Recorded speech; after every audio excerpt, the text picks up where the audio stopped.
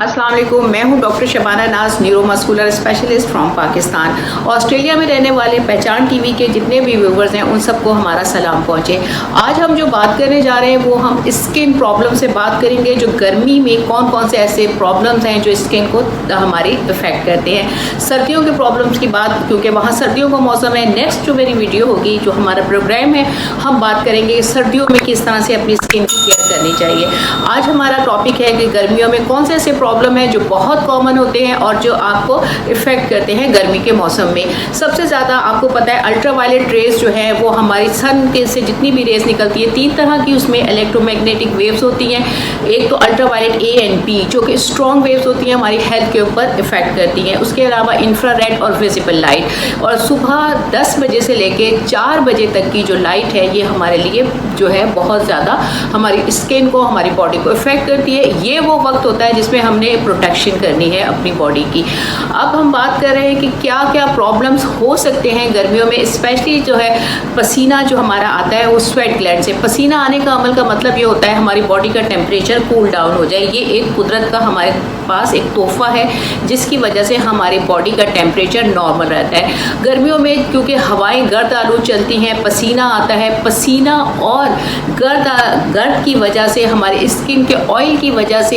इसमें bacterial growth होती है, स्किन इन्फेक्शन होते हैं और एक्नी का ब्रेकआउट होता है। तो ज़्यादा से ज़्यादा वो लोग जो यंगस्टर्स हैं उनकी स्किन में एक्नी का प्रॉब्लम बढ़ जाता है। आपको चाहिए कोई स्टेरिलाइज ऐसा रुमाल, कोई टिश्यूज़ रखें जिससे आप अपने पसीने को बार बार साफ़ करते रहें ताकि आपका पसीना जमा ना हो और उसमें बैक्टीरियल ग्रोथ ना हो। नंबर 1। नंबर 2 है कि सन एलर्जीज, क्योंकि आप जब सन में एक्सपोजर होता है, स्ट्रॉन्ग आपकी अल्ट्रावायलेट वेव्स होती हैं, तो आपने इन अल्ट्रावायलेट वेव्स जैसे मैंने बताया सुबह 10 बजे से लेके शाम 4 बजे तक, इस वक्त स्ट्रॉन्गेस्ट अल्ट्रावायलेट वेव्स होती हैं, इससे हमें रेस से बचना होता है। तो आपने जब भी आप बाहर निकले सन स्क्रीन का, अम्ब्रेला का इस्तेमाल करें, कवर करके निकले अपने फेस को, अपनी स्किन के बाद, ताकि आपकी स्किन का सनबर्न ना हो और आपको प्रॉब्लम ना हो।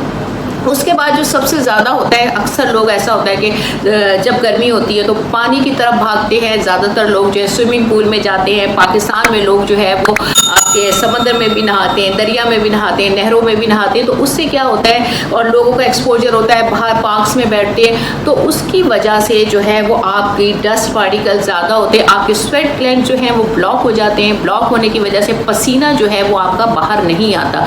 पसीना बाहर नहीं आने की वजह से स्किन के नीचे ही पसीने की वजह से इन्फेक्शन होता है, इरिटेशन होती है, बम्प्स, छोटे छोटे दाने जो हैं जिसको आप गर्मी दाने कहते हैं, वो आपकी स्किन पे नमूदार होते हैं। तो कोशिश यही करनी है कि हमने अपनी स्किन को बार बार वॉश करना है, बार बार क्लीन करना है और गर्म वेदर में ज़्यादा देर बाहर एक्सपोजर से बचना है। इसके अलावा जो सबसे अहम चीज़ होती है उसको कहते हैं स्विमर्स एयर। स्विमर्स एयर का मतलब ये है कि जब आप पानी में जाते हैं, एयर पानी में, क्योंकि स्विमिंग पूल में बार बार जाते हैं, गर्मी लग रही है, तो जो पानी है वो आपकी एयर कैनाल में ट्रैप हो जाता है, जिसकी वजह से आपको कान में इन्फेक्शन होता है। इसको हम जो है स्विमर्स एयर कहते हैं। तो कोशिश यही करें कि आप कान में जो है वो आप एयरबड्स लगा के जाएं ताकि आपके कान में पानी ना जाए, जिससे आपको इन्फेक्शन ना हो।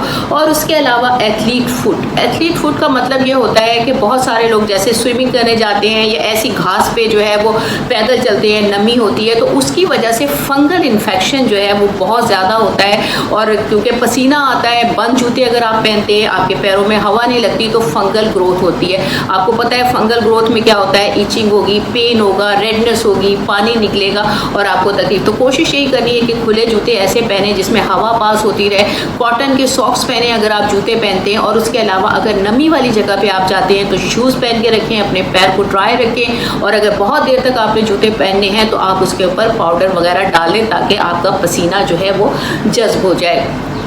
इसके अलावा जो है फॉलिकुलाइटिस का मतलब ये है कि हमारे जहाँ जहाँ बाल हैं वहाँ पे छोटे छोटे पोर्स होते हैं जिन्हें फॉलिकल्स कहते हैं।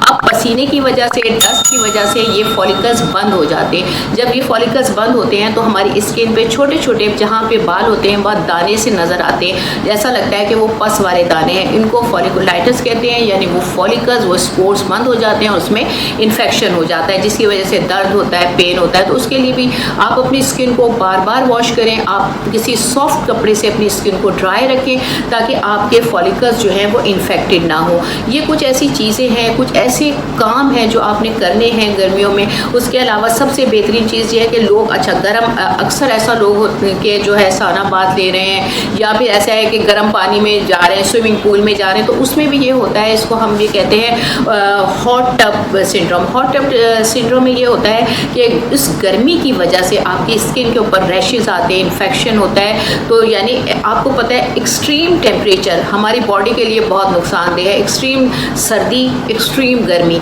दोनों ही चीज़ें हमारी स्किन के ऊपर इफेक्ट करती हैं, हमारे बॉडी के ऊपर इफेक्ट करती हैं। तो कोशिश ये कीजिए, ये जो मैंने सिंपल से आपको कुछ ऐसे प्रॉब्लम्स बताए हैं, जो प्रॉब्लम्स, ये प्रॉब्लम सारे प्रॉब्लम्स भी एक आदमी को हो सकते हैं, और ये भी पॉसिबल है किसी को कोई प्रॉब्लम ना हो, और ये भी पॉसिबल है किसी को इनमें से एक प्रॉब्लम हो।